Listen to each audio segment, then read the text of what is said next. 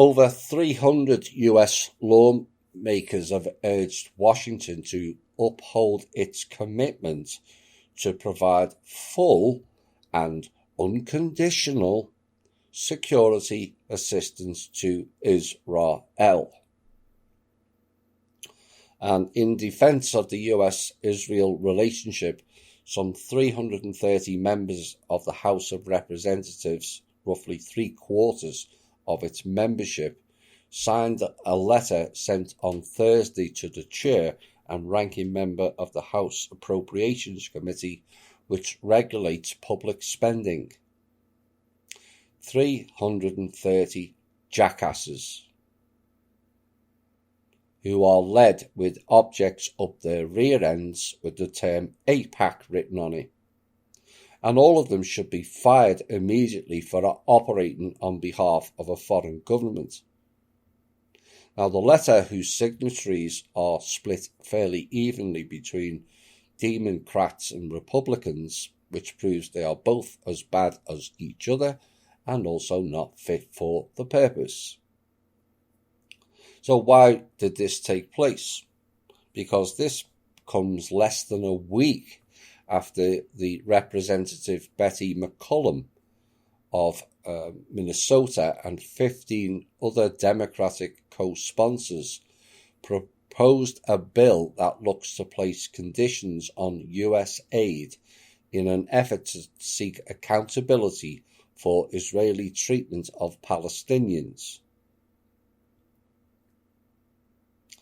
It's funny how they can mass sponsor a bill for protecting Israel within a week, yet spend 5 months arguing over stimulus checks for the beleaguered American people.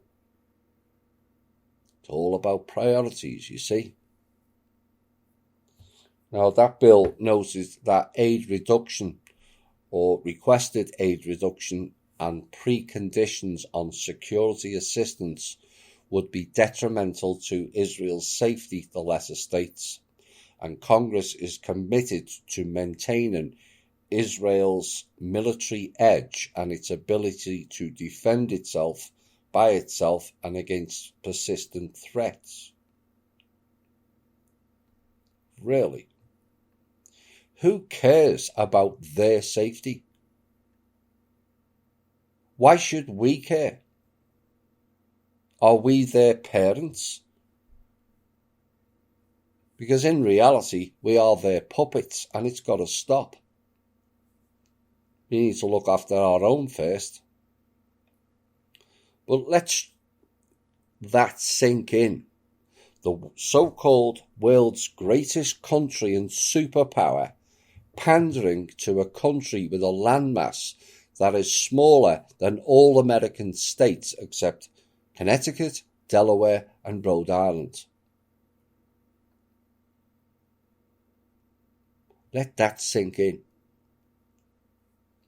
Now, as per that agreement for the US aid, in terms of which were codified last year in the US-Israel Security Assistance Authorization Act, Israel is due $3.8 billion in security assistance in the 2022 fiscal year. And of this, $3.3 billion goes towards military financing and $500 million for cooperative missile defense programs, the letter notes. Yes, all the aid goes to the war machine and zero to the Israeli people, which is why the bulk of them live in abject poverty, and they won't report that on the Hebrew Anunnaki news channels, will they? Now, the bipartisan letter led by Representatives Ted Deutsch and Michael McCall was boosted by the American Israel Public Affairs Committee, AIPAC, an influential lobbying group that advocates pro-Israel policies to the US government.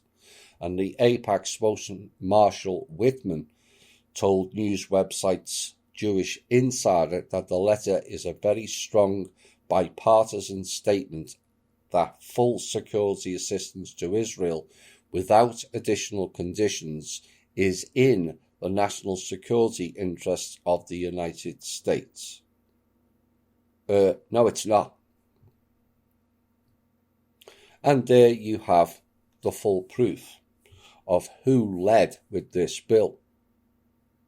And this country will never be free with AIPAC and other fake Jewish-based shell corporations running the vast majority of this country. Less than a week to formulate a bill to protect Israel, over 5 months arguing over American stimulus checks. You see the difference? A group of Jewish extremists clashed with Arab crowds in Jerusalem this week, and members of what is called a supremacist group, Lahava, chanted "Death to Arabs" as they marched to the Old City.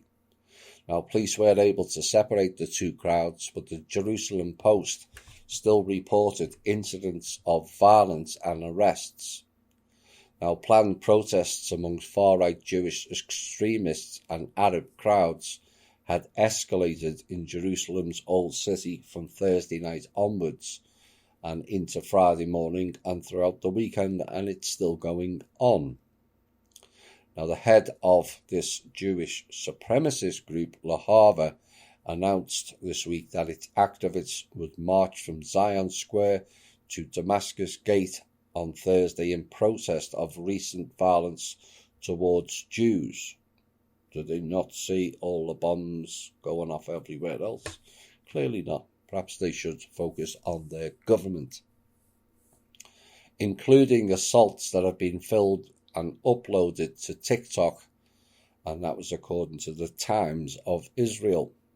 Now, members of the group, which opposes the assimilation and coexistence of Jews and non-Jews, organised on the messaging app WhatsApp and planned to bring weapons, the outlet said. Now, a report on the MyNet Jerusalem news site said Lahava members were told to attack as many Arabs as possible, and in addition to a rise in anti-Jewish violence, increasing attacks on Arabs have been reported in the city, including Jewish youths throwing rocks at vehicles while chanting "Death to Arabs." Now, the Israeli police deployed on Thursday night, attempting to keep Lahava demonstrators away from crowds of counter-protesters who had gathered at the Damascus Gate, and hundreds of Jewish extremists were chanting "Death to Arabs."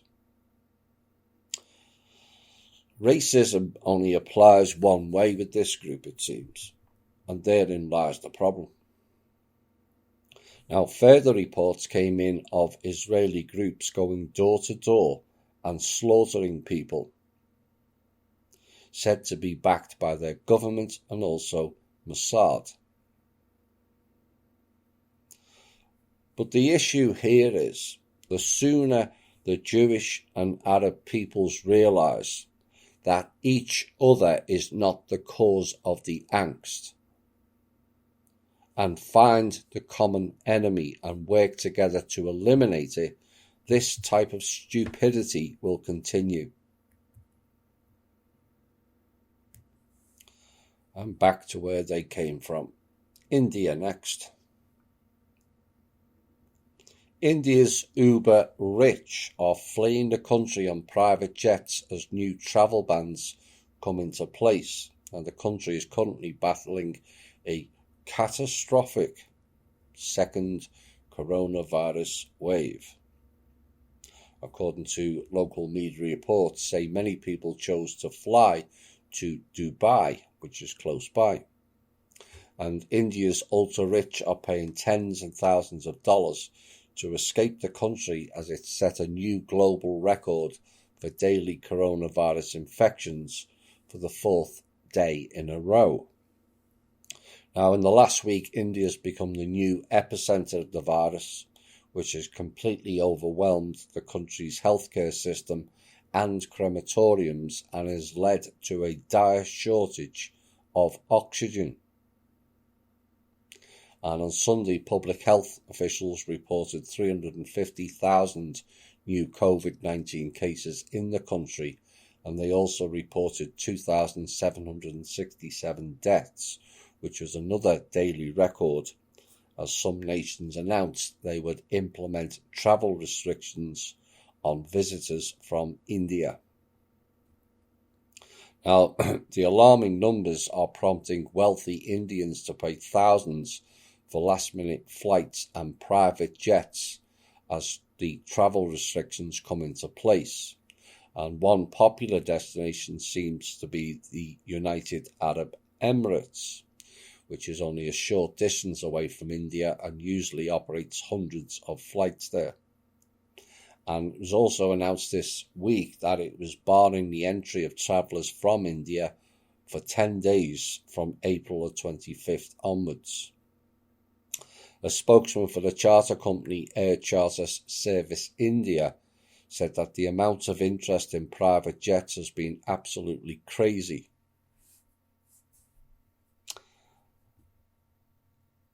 And this is what we are fighting against. The very greed-based harvesters have created a mess that will not be fixed easily or overnight. And instead of dipping their hands into their overfilled pockets and buying some oxygen tanks for their own people, no, they fly off and leave them. No wonder their fake god Shiva had multiple arms to collect all the money and energy they harvested. Comes to think of it, Shiva would make a good vaccine nurse for all the bots though, wouldn't he? So instead of using their ill-gotten wealth to provide people with oxygen, they fled and just left their own people behind. And with the Indian people already up in up in arms about the Israeli-based farmland and produce grab, needs to stop these harvesters ever coming back to their country. Ban all their companies, boycott all of their businesses, and then put their CEOs to work on the land like everybody else does in India. Just block them.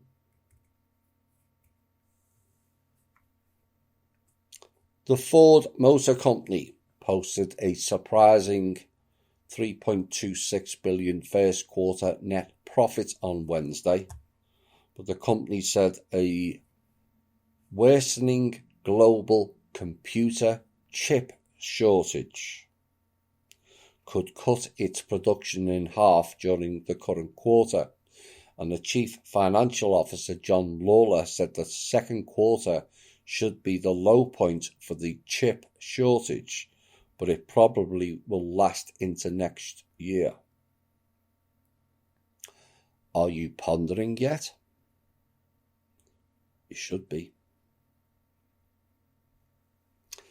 The boss of networking giant Cisco has said the shortage of computer chips is set to last for most of this year, and many firms have seen production delayed because of a lack of semiconductors triggered by the COVID pandemic and exacerbated by other factors. You see, COVID now has the ability to stop computer chips that supplying us. I told you, it's a miracle worker. But the Cisco chief, Chuck Robbins, told the BBC, "We think we've got another 6 months to get through the short term, and the providers are building out more capacity, and that will get better and better over the next 12 to 18 months. Now, that expansion of capacity will be crucial as advances in technology, including 5G, cloud computing, the Internet of Things, and artificial intelligence has driven a big increase in demand. Now, Mr. Robbins is the latest tech boss to weigh in on the debate, and with 85% of internet traffic using Cisco systems, his opinion matters, apparently. And he said right now it's a big problem because semiconductors go in virtually everything. And the seemingly insatiable demand is why major US manufacturer Intel announced a $20 billion plan to significantly expand production, including 2 new plants in Arizona. Common sense question time. Could the chip shortage be due to so many of them going in the alleged vaccines?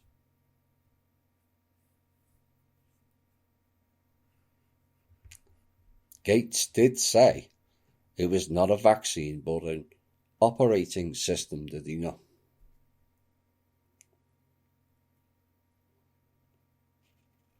More than 500 federally funded scientists are under investigation for being compromised by China and other foreign powers, according to the National Institute of Health.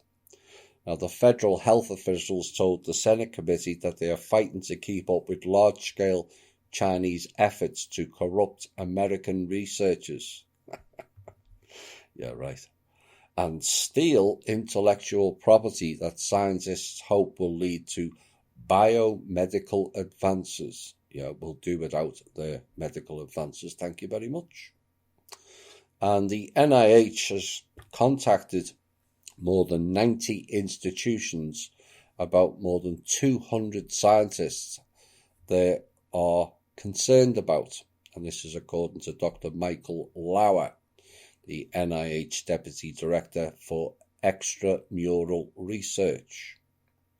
But the investigation's workload is weighing down the nation's top medical research agency, and new cases are turning up constantly across the government. Faction fighting. John Miller of the NYPD, ran by Citadel Group, and he's the Deputy Commissioner for Intelligence, which is a misnomer, and Counter-Terrorism.